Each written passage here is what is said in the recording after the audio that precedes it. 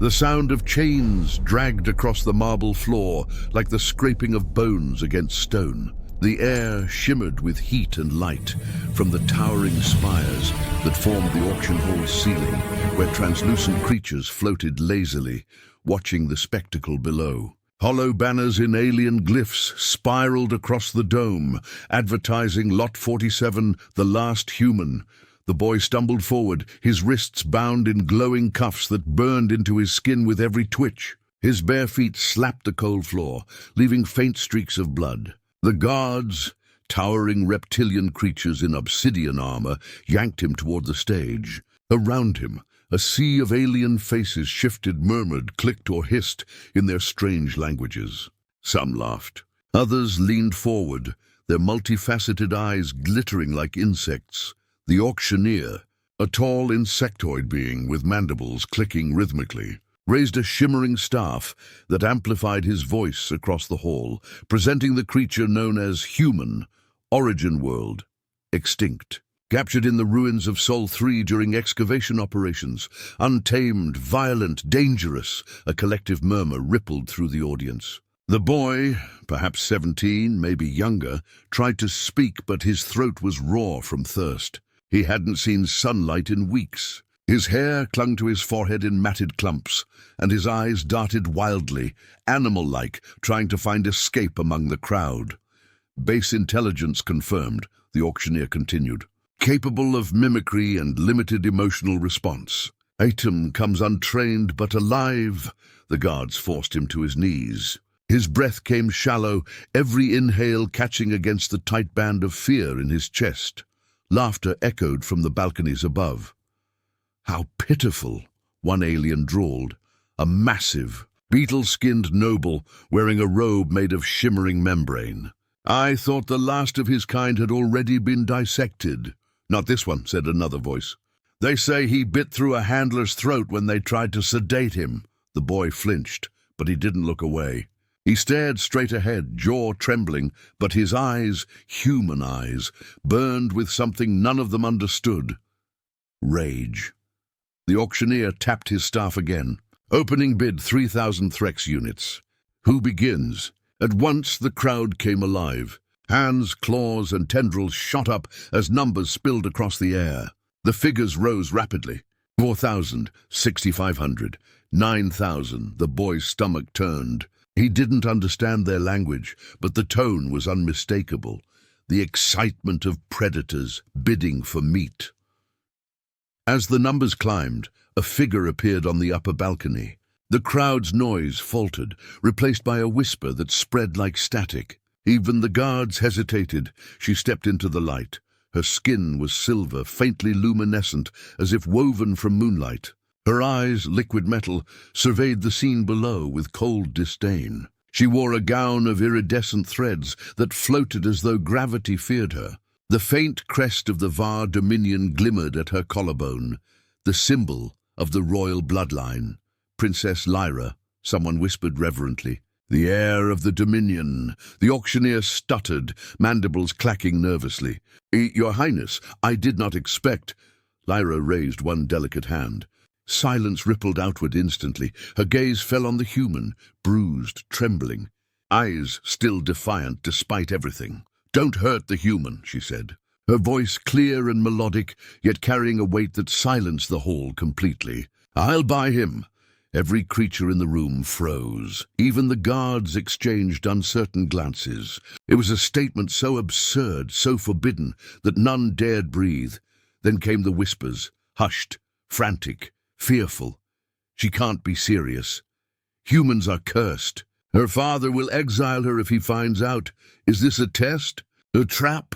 The auctioneer's mandibles clicked nervously. "Your Highness, I must remind you, ownership of a human is prohibited under—" "Call him savage if you want," Lyra interrupted, her tone sharp as the edge of a blade. "But he's mine now!" Gasps broke out across the balcony. Somewhere a glass fell and shattered. Lyra descended the stairs slowly, each step echoing in the charged silence. The alien nobles parted like a tide before her, their gazes fixed in a mixture of awe and terror. The air seemed to vibrate around her presence. The very light bent slightly where she walked. The boy's vision swam as she approached. He wanted to crawl away, but his body was too weak. When she stopped before him, he forced his head up, meeting her gaze. Her expression softened, just for a heartbeat, before she turned to the auctioneer. "How much?" He swallowed, voice trembling. "Your Highness, the Council—" Lyra flicked her wrist, and a crystalline chip materialized between her fingers, glowing with inner fire. "This should cover your counsel," she said. "And your silence." The insectoid's eyes widened. "The chip contained enough credit to buy a city." Of course, Your Highness," he stammered. "The human is yours." The guards hesitated. "But now," Lyra said, the word cutting through the air like frost. They obeyed. The cuffs disengaged with a hiss, dropping to the floor. The boy flinched, instinctively covering his wrists. The moment the bindings released, faint red lines glowed on his skin, remnants of the containment field that had kept him from using his full strength. Lyra turned toward him. "Can you stand?" He hesitated, his voice hoarse. Why save me?" The question seemed to pierce her in a way nothing else had. For a moment, her perfect posture faltered, her silver eyes flickering with something— sorrow? Fear. She knelt so their faces were level. "Because you don't remember what you did," she whispered. Before he could speak, a tremor rumbled through the floor, faint at first but growing stronger. The lights flickered. Murmurs rippled through the audience again. A low alarm began to pulse, echoing through the hall. Lyra's head snapped toward the upper levels, where guards were rushing toward exits. "We're out of time," she murmured, grabbing the boy's arm. He winced, stumbling as she pulled him toward a side passage. The guards moved to intercept, but one look from Lyra froze them in place. Her reputation alone was enough to make them think twice. They reached the corridor. A narrow, dimly lit tunnel lined with alien runes. Behind them, the auction hall erupted in chaos as the alarms intensified. Lyra moved with purpose, dragging him through twisting passages. The boy could barely keep up. His mind spun with confusion. Why was she helping him? What did she mean? "Remember what you did?" "Who are you?" he rasped. "Someone who shouldn't be doing this," she said under her breath. "But someone who has no choice."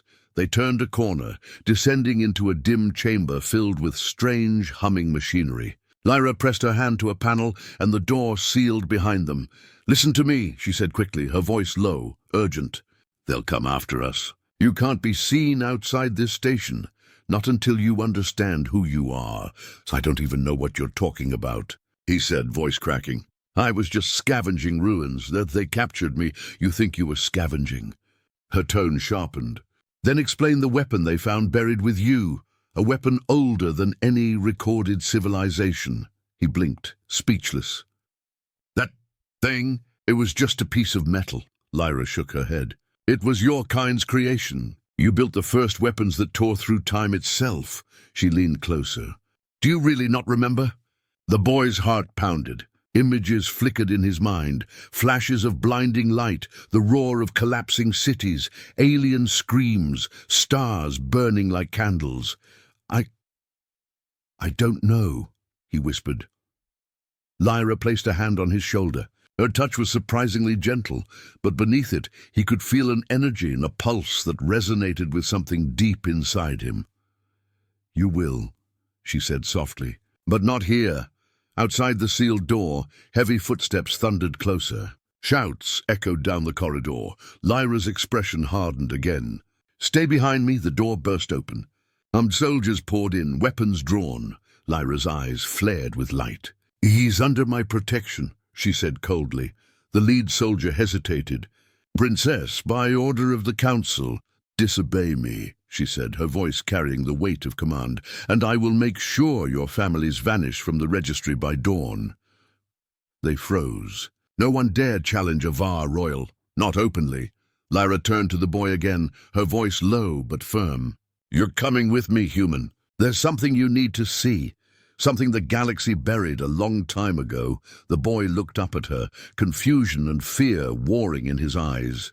"What are you talking about?" Lyra's gaze softened just slightly. "The truth about what you were." Before he could ask more, she activated a device on her wrist. A shimmer enveloped them, a field of refracted light. The world blurred. The sound of shouting soldiers faded, and in the next heartbeat they were gone. Behind them, the auction hall burned with chaos. Officials screamed into comms. The crowd scattered, and the air smelled of ozone and fear. Up on the balcony, where Lyra had first stood, the holographic banner flickered and distorted, its text warping into a single, cryptic message.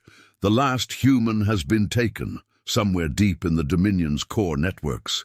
Ancient protocols awakened, signals that hadn't been triggered in 1,000 years. In the cold void between stars, forgotten satellites turned their dead eyes toward the light once more, and far away. In a chamber that hadn't seen life since the wars of old, a dormant machine began to hum, whispering in a voice that hadn't been heard since humanity vanished. Primary seed located. Initiate memory reconstruction. The galaxy had thought humanity was extinct. They were wrong. And now one fragile boy, bought on a whim by a silver-skinned princess, was about to remind them why the stars still feared the word human. The corridor shuddered underfoot, throwing dust from the overhead pipes. Red warning lights flared along the walls, turning the polished metal into rivers of blood-colored light. The sirens screamed in a rhythmic pulse that seemed to match the boy's racing heartbeat. Lyra didn't look back. Her silver hair streamed behind her like liquid mercury as she dragged him down the narrow passageway. He stumbled, barely able to keep up, his mind still fogged by hunger and exhaustion. His bare feet slipped on the smooth floor, and more than once he would have fallen if she hadn't gripped his arm so tightly. "Where are we going?" He managed to gasp. "Somewhere they won't look for us," she said, voice sharp, precise. "You're too valuable to lose now." Her words made no sense. Valuable? He'd been treated like an animal, caged, sold to the highest bidder. Nothing about him felt valuable, except maybe as an experiment. Behind them, heavy footsteps thundered closer. Voices barked orders in a language he couldn't understand, mechanical and guttural. The sound of plasma rifles charging filled the air. Lyra stopped at a circular metal door and slammed her palm onto the scanner. The device flickered, scanned her wrist sigil, and then beeped twice in protest. "Authorization restricted," a mechanical voice droned. "Override, Lyra Var." "Delta Protocol," she snapped. The lock hissed open with a reluctant sigh, the metal slabs sliding apart to reveal a smaller chamber filled with a soft blue glow. She shoved him inside and sealed the door behind them. The noise of pursuit was suddenly muted, replaced by the low hum of the machines surrounding them. The boy's eyes darted around. The chamber was unlike anything he had seen.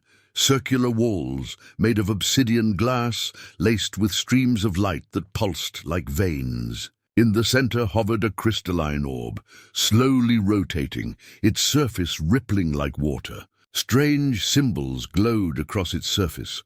Lyra moved to the console and started inputting commands with fluid, practiced motions. Her every gesture was a dance, efficient yet graceful, as though she had done this 1,000 times in secret.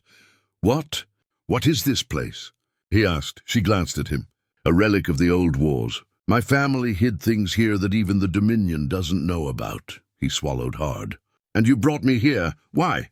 "Because if they catch you, they'll erase you," she said without looking up.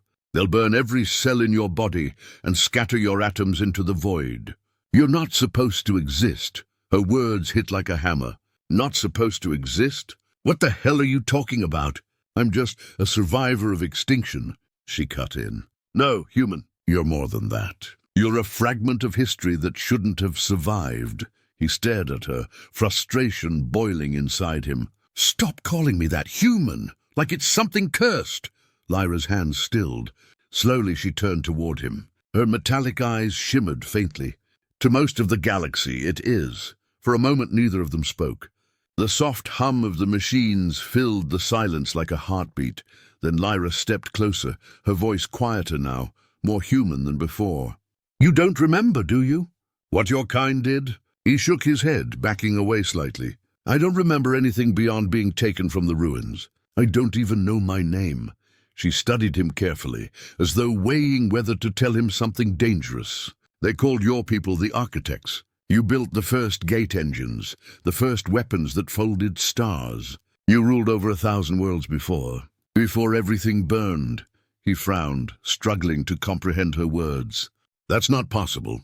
We never... Lyra gestured sharply, and the crystalline orb flared to life. Images burst into the air, holograms spinning around them like ghosts. Towering cities of light, ships the size of moons, and beings, humans, standing atop alien empires. Your kind didn't vanish, Lyra said softly. You were destroyed. The boy's throat tightened. Destroyed by who? Her voice hardened. By us, the hologram shifted. The human cities crumbled under bombardment. Alien fleets darkened the stars, their weapons tearing through worlds. The sky burned. The screams of millions echoed faintly through the projection. He staggered back, his stomach twisting. That can't be real. Lyra stepped closer. It is. The Dominion, the Coalition, the Triumvirate. We all joined to end the human reign. You enslaved us once. You thought you were gods. He stared at her in disbelief. Then why save me? Something flickered across her expression. Guilt, maybe even sorrow. Because you don't remember any of it. You're not one of them. Not yet. Not yet. She hesitated, as if realizing she had said too much. Forget it. You need rest. Before he could argue, the floor vibrated again. The lights dimmed, and the chamber's control panel began flashing red. Damn it, she hissed. They've traced the override. She spun toward the crystal, pressing her palm against its surface. The holograms blinked out, and the orb shrank into her hand like a living thing, folding into a metallic seed. She tucked it into a compartment on her belt. Move, she ordered, grabbing his wrist again. They exited through a narrow maintenance tunnel. The air was thick with the scent of burning ozone.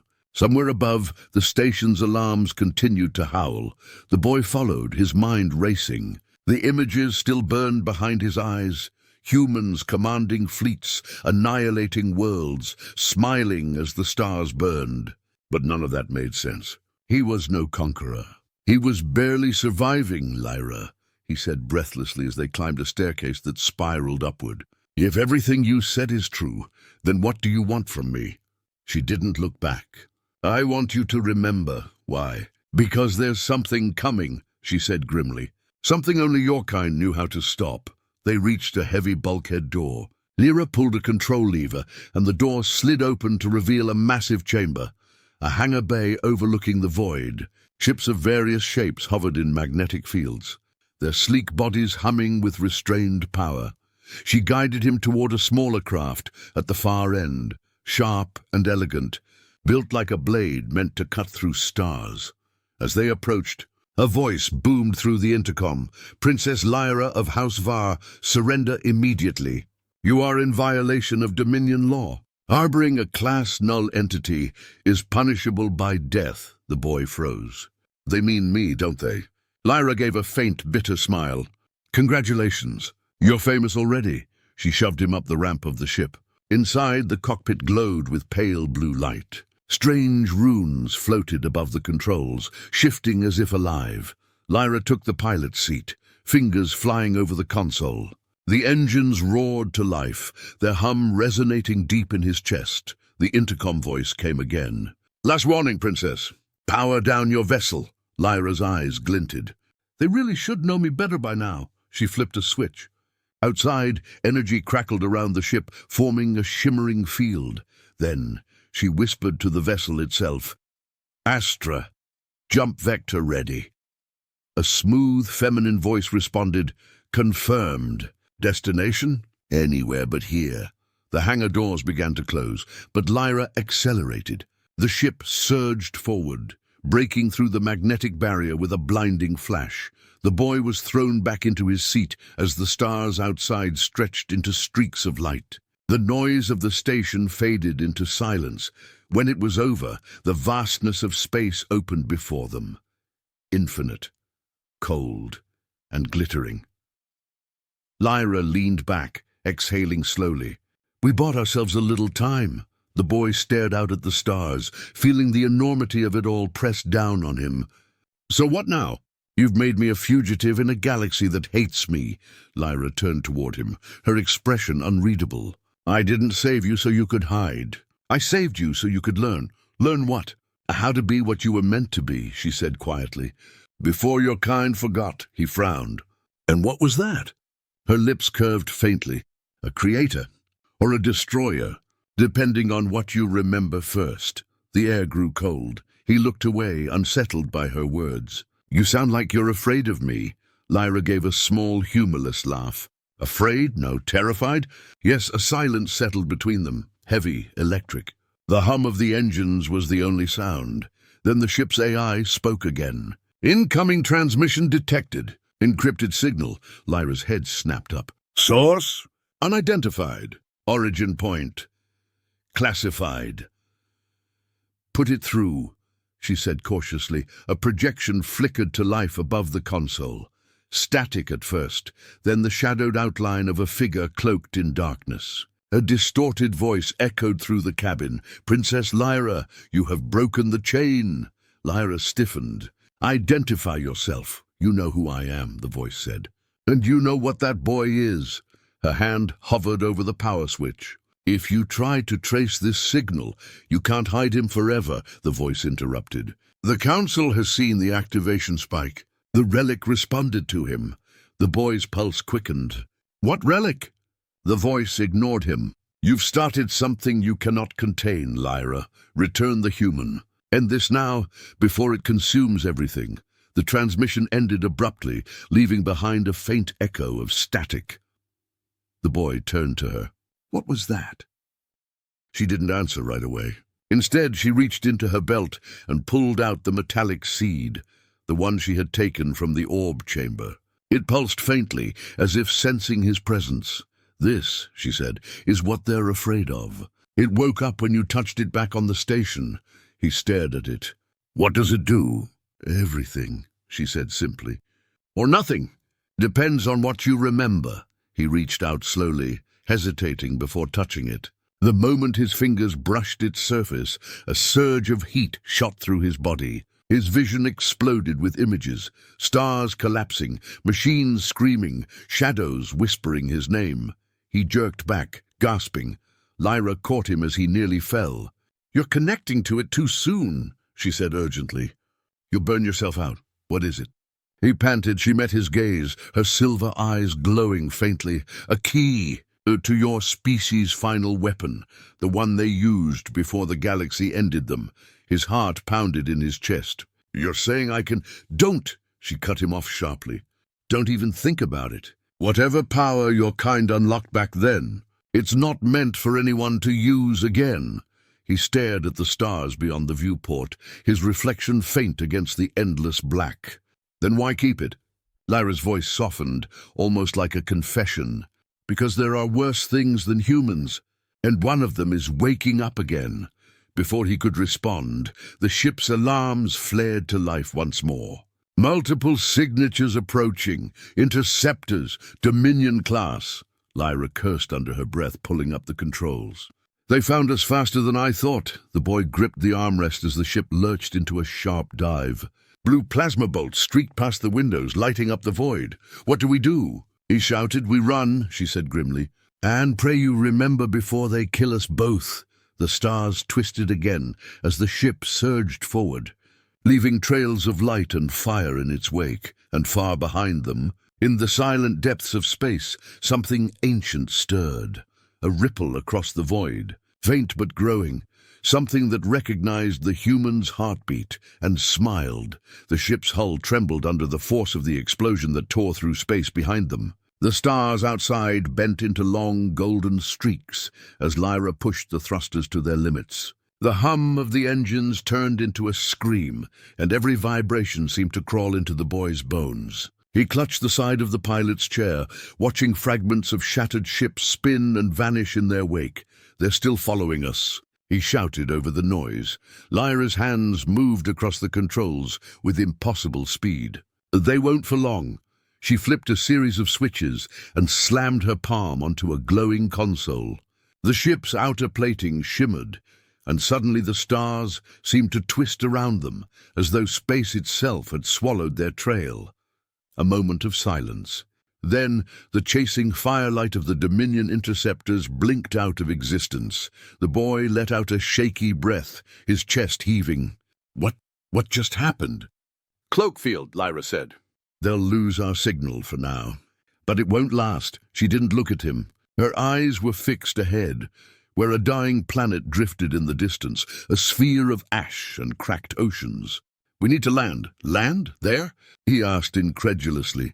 She gave a faint smile that didn't reach her eyes. Sometimes the safest place to hide is among the dead. The ship descended, its engines whispering softly as they entered the thin, cold atmosphere. Lightning flickered across the horizon. The planet below was silent, colorless, empty. An endless graveyard of ruined cities and hollowed-out towers that reached toward a sun long gone dim. They landed near what must once have been a great city. Now it was nothing more than bone-white ruins blanketed in dust. The air outside was breathable, barely, but it carried a taste of metal and decay.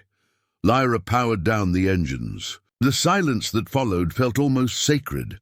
The boy stared out the viewport. "What is this place?" "Var Theta," she said quietly. "A world scorched during the last human war. My ancestors called it the Field of Ghosts." She stood, motioning for him to follow. He hesitated but obeyed. The ramp hissed open, and the cold air hit them like a blade. Every sound, their footsteps, the hum of the ship cooling, echoed endlessly in the empty streets. Buildings leaned against each other like dying giants. Signs written in long-dead languages hung crookedly from cracked walls. Somewhere in the distance, the wind carried the faintest hum of something mechanical, something alive. Lyra walked with purpose, her boots stirring the grey dust. The boy trailed behind, watching her carefully. There was a grace to her movements, but also tension, a readiness, as if she expected the ruins themselves to come alive. "Why here?" he finally asked. "Because this was where your kind made their last stand," she said. "And because this is where I can show you what you've forgotten." She stopped in front of what had once been a colossal structure. Its roof collapsed, its front carved with the faded symbol of a star encased in a circle. Time and fire had nearly erased it, but the shape was still there, etched deep into the stone. Lyra brushed her fingers against it. The stone pulsed faintly beneath her touch, as though remembering her. "This is a memory vault," she murmured, "buried under layers of radiation and ash. Only something with your DNA can open it." He stepped closer. "Me?" She nodded. "You're the key, whether you understand it or not." He stared at the stone. It looked inert, just another piece of the ruins, but something deep inside him stirred. He reached out, hesitating for a breath, then pressed his hand against the symbol. At first, nothing happened. Then a low hum spread through the air, deep enough to make his teeth ache. The ground trembled beneath their feet. Lines of blue light snaked through the cracks, converging on the symbol where his palm rested. "Don't move," Lyra warned softly. The stone shifted, crumbling away to reveal a staircase spiraling downward into darkness. Cold, pale light flickered from below, like dying stars trapped beneath the surface. Lyra motioned for him to go first. "It's yours. It'll recognize you." He descended cautiously, the walls around him pulsing with faint light that brightened as he passed. It was as if the structure was waking from a long sleep, greeting an old master it had once feared. When they reached the bottom, the corridor opened into a vast chamber. Hundreds of crystalline columns lined the space, each one glowing faintly. Inside every crystal was a suspended image, humans, faces frozen in time, their eyes closed as if dreaming. The boy's breath caught. "What is this?" Lyra's voice was quiet. "A library of minds. The last attempt your kind made to preserve themselves when the war turned." He stepped closer to one of the columns. The image inside flickered, a man in armor, his eyes suddenly snapping open. His lips moved silently, but no sound came. Lyra touched a nearby console. The man's voice echoed through the chamber, fragmented and ghostly. "Defend the line." cannot hold much longer. The key must be hidden. The seed must never awaken. The message broke into static, fading away. The boy turned to her. He was talking about the seed, wasn't he? The thing you showed me. She nodded. Yes, the humans called it the origin core. It was supposed to be a weapon, but no one ever discovered what it really did. They feared it more than the enemy. He looked at the crystals again. And these people? Stored consciousnesses, fragments of minds uploaded before extinction. They thought they could rebuild themselves someday. He stared at the glowing faces, an ache forming in his chest. And they failed. Maybe, she said softly. Or maybe they were waiting for you. Before he could answer, the floor vibrated. A low, mechanical growl echoed through the chamber. Lyra spun around. They found us. The lights dimmed, replaced by a pulsing red glow. Somewhere above, a massive door burst open. The sound of metal feet striking stone reverberated through the vault. Dominion hunters, Lyra hissed. They tracked our energy signature. She drew a compact blaster from her hip, eyes narrowing. Stay behind me. He ducked as shadows poured into the chamber, humanoid shapes of black alloy, eyes glowing like coals. Their weapons hummed with lethal energy. Lyra fired first. Bolts of blue light exploded against the machines, but there were too many. One shot grazed her arm, searing the metal of her suit. She didn't flinch. Go, she shouted. The back corridor, move. He ran, ducking behind the crystalline columns as the air filled with fire and smoke. Sparks rained from the ceiling. The faces trapped in the crystals flickered, their silent mouths moving faster, whispering words he couldn't hear. At the far end of the chamber, he stumbled upon a large console covered in dust. Symbols glowed faintly along its surface, symbols that felt familiar. Something in him screamed to touch it. He pressed his hand against the interface.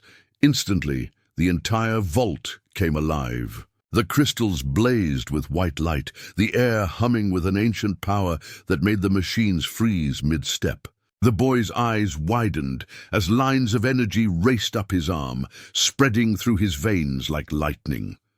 Lyra turned, her expression caught between awe and terror. "What are you doing?" "I don't know," he shouted. But deep down, something in him did know. Words and codes flooded his mind, languages he'd never heard, but somehow understood. The ground cracked open, and from beneath the floor rose a massive structure, a sphere of pure energy suspended by arcs of plasma. It pulsed like a beating heart. Lyra's voice trembled. "That's the origin core." The machines began to scream, their systems overloading as the core's light intensified. The boy's vision blurred. He saw flashes, the past, the fall of humanity, the war that ended the stars. He saw himself standing in another life, surrounded by fire, commanding fleets, holding this very power in his hand. His knees buckled. Lyra caught him, pulling him back as the core's glow grew unbearable.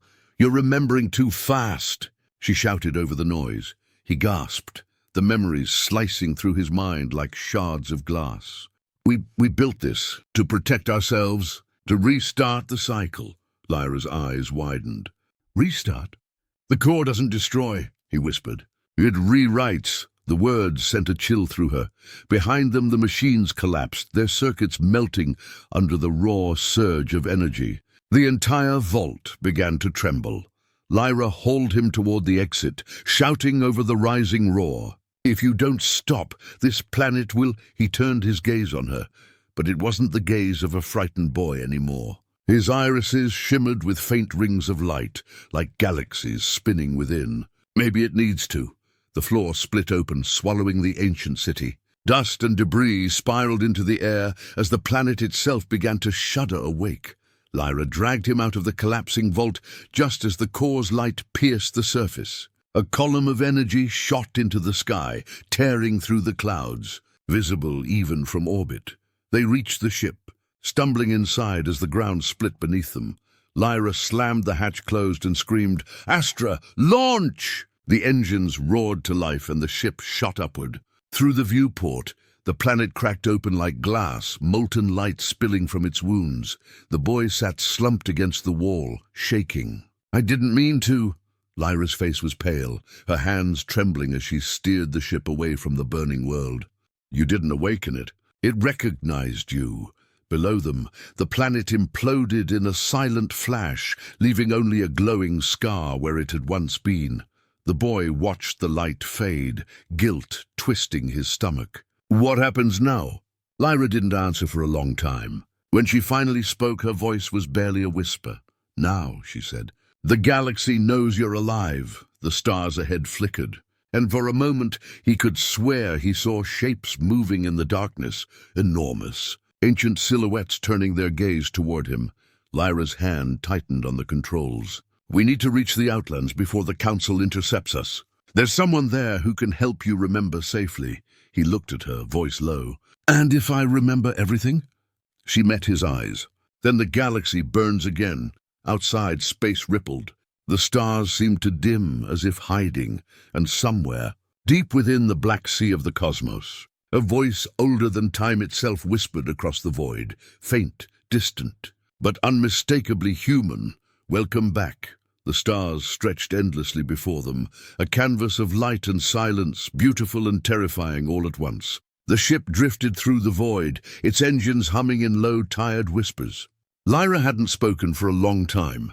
She sat in the pilot's seat, her posture rigid, her gaze fixed on the streaks of light ahead. The boy, the last human, sat across from her, wrapped in the shadows cast by the cockpit's dim glow. His hands trembled slightly, though he wasn't sure if it was from fear or something deeper, something growing. The memory of the destroyed planet still burned behind his eyelids. The flash, the collapse, the soundless roar that had followed. He could still feel the core pulsing through his veins, its strange warmth buried somewhere deep inside him. I didn't mean to do it, he said quietly. His voice barely carried in the still air. Lyra didn't look at him. It doesn't matter what you meant. You did it, he clenched his fists. You said the core was dangerous, but you didn't tell me it was alive. She finally turned, her eyes catching the faint light like two molten mirrors. It's not alive the way you think. It's memory. Your kind built it to preserve yourselves, to rewrite the universe when you lost control of it. He shook his head. That's insane. No one can rewrite a universe. Lyra gave a soft, humorless laugh. You already did once. That's why no one remembers who you were. He stared at her, trying to read her expression, but her face was carved from calm, cold, royal. She didn't flinch under the weight of his gaze. She'd been raised to hold her secrets tightly. What happens now? He asked finally. She rose from her chair and moved toward the viewport. The reflection of the stars shimmered across her silver skin. Now, she said, we find the others. The others? The ones who still remember what came before. The archivists. They hide beyond the Dominion's reach, in the Outlands. They kept fragments of forbidden history. If anyone knows how to control the core, it's them, he frowned. And if they don't, Lyra glanced over her shoulder, then the galaxy dies, again. A silence settled between them. The hum of the ship filled it like a low heartbeat. He turned away from her and stared at his reflection in the glass. He didn't look human anymore. His eyes were different. Faint rings of light spun slowly within them, like miniature galaxies turning endlessly. His skin carried faint cracks of gold that shimmered when he breathed. Am I even me? He whispered. Lyra looked at him for a long time. You're what's left of them. Whether that's a blessing or a curse, I don't know. He stood abruptly, his anger breaking through the quiet. You're acting like I'm some kind of weapon. Her gaze didn't waver. You are? He stared at her, speechless. You're not a boy from the ruins. She continued softly. You're the final echo of humanity's will. They built you from genetic remnants stored in the core, a living trigger. You were never supposed to wake up. He took a step back. You're lying. I wish I was. The words hit harder than any weapon. He wanted to scream, to deny it, to tear the stars apart with his hands. But somewhere deep down he knew. The flashes he'd seen, the cities, the machines, the fire, weren't just memories. They were his. His breathing quickened. So you're saying I'm not even real? Lyra's eyes softened slightly. You're real enough to end us all. Before he could respond, the ship shuddered violently. Warning lights blazed red across the console. Proximity alert, the ship's AI Astra announced calmly. Unidentified vessels approaching at high velocity. Lyra snapped back into motion. How did they find us so fast? The boy stumbled to the window. Out in the void, 3 ships had appeared. Sleek, black, their hulls marked with the Dominion's insignia. The same hunters that had pursued them from the station. Should I man the guns? He asked. Lyra shook her head. Not against those. They're capital hunters. We'd be ash before you got a shot off. Then what do we do? She reached for the controls, but before she could act, a deep, commanding voice echoed through the comms. Princess Lyra of House Var, you are hereby ordered to surrender the class null entity and power down your vessel. Lyra's jaw tightened. They brought him with them, she muttered. Who? The Warden of Chains, my father's enforcer. The boy's blood ran cold. Your father sent someone to kill us? To kill you, she corrected. He'll take me alive. Maybe. A flash of light filled the cockpit. One of the enemy ships fired a warning shot, a beam that passed just meters ahead of their nose, lighting up the cockpit like sunrise. Last chance, the voice boomed. Hand him over, Lyra. You can't protect what's already damned. She met the boy's gaze. Strap in! What? The ship lurched as Lyra slammed the throttle forward. The engines roared, flinging them toward a nearby asteroid belt. The Dominion ships followed, their beams slicing through the debris field, chunks of rock the size of buildings shattered around them. The cockpit filled with flashes of light and shadow. Hold steady, she shouted. I'm trying not to die. He yelled back, gripping the seat as the ship dove between spinning asteroids. The enemy ships were relentless. One moved ahead, blocking their escape path, while the others fired bursts that shook the hull. Lyra cursed under her breath. They're herding us. To where? The ship AI answered instead. Gravitational anomaly detected ahead. Singularity mass detected. He stared at the readings. They're pushing us toward a black hole? Lyra's eyes narrowed. Then we'll use it. She toggled a sequence on the control board. The boy watched as a faint glow began to pulse through the ship's frame. What are you doing? Activating the worm shift engine. I thought you said it was unstable. She smiled faintly. So are you. Before he could protest, the ship dove straight into the storm of gravity and light. Space warped around them, colors bleeding into each other. The stars stretched, then shattered into fragments of time. For a heartbeat, he saw everything. The birth of galaxies, the end of empires, his own reflection in 1,000 different worlds. Then, silence. The ship burst out of the distortion into stillness. The stars here were faint, cold, a dying region of space, the Outlands. Lyra slumped back in her chair, breathing hard. We're through. He looked out the window. Where are we? Somewhere forgotten, she smiled faintly, which is exactly where we need to be. They drifted through the dark for hours before the scanners picked up a signal, faint but constant. It came from a massive ring-shaped station orbiting a dead star. Its structure was ancient, crumbling, but alive with dim light. The archive, Lyra whispered. They're still here.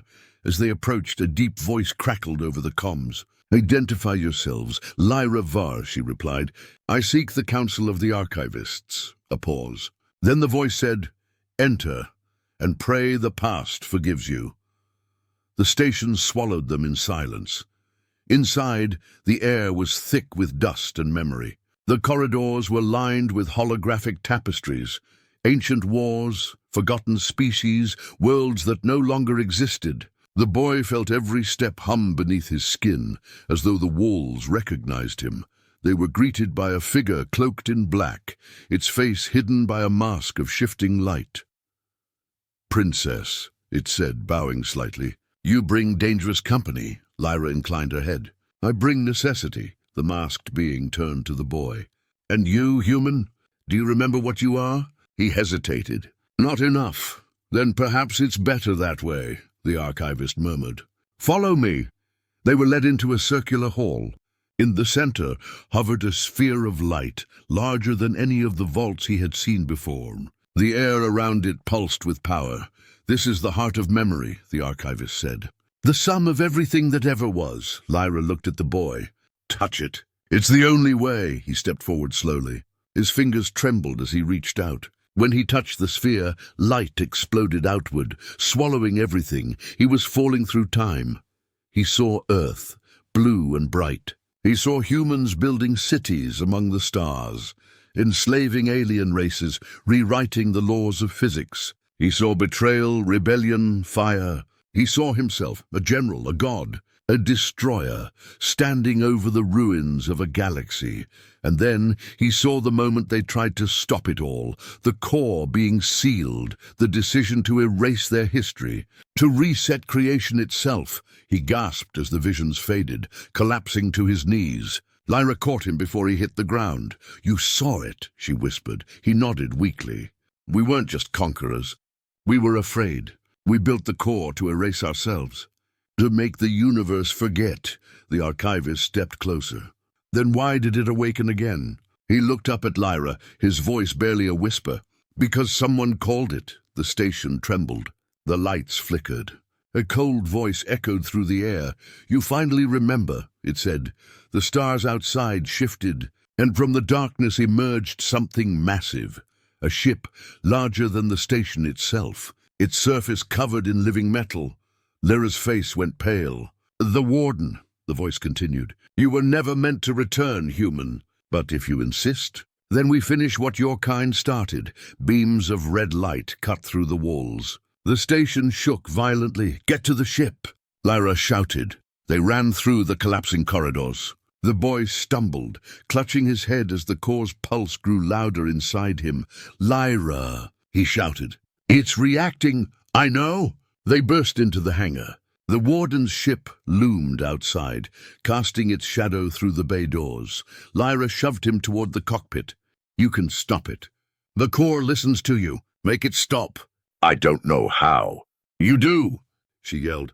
"You always did." He closed his eyes. The core burned within him, alive, aware. He felt its power spread through his body like wildfire. The air trembled. The lights shattered. The Warden's voice roared across space. "You cannot control what you are." He opened his eyes, and they were no longer human. Rings of light spun wildly in them, galaxies collapsing inward. His voice was calm when he spoke. "I don't have to control it." The core flared. A wave of light surged outward, engulfing the Warden's ship, the station, the stars themselves. Everything turned to silence. When the light faded, there was only darkness and two figures floating in the void. Lyra gasped, her body barely holding together, her form flickering like a reflection. Where are we?" she whispered. He looked around. No stars, no sound, no space. "Just infinite nothing." "Nowhere," he said softly. "Everywhere. You ended everything." He looked at her and smiled faintly, though there was sorrow in his eyes. "No, I reset it, like before. But this time I'll remember." Her voice trembled. "And me?" He reached out, touching her hand. "You were the only one who saw me as something worth saving. You'll live in whatever comes next." The void shimmered. She began to fade, her silver light scattering into dust. "Will I see you again?" she asked. He smiled. "You already have." And then she was gone. The human, the last and first of his kind, turned to the emptiness and closed his eyes. The core within him pulsed once more, and from the darkness bloomed light, a new star, a new beginning. When the universe exhaled again, it whispered one name through the endless silence, awakening protocol complete, and the cycle began anew.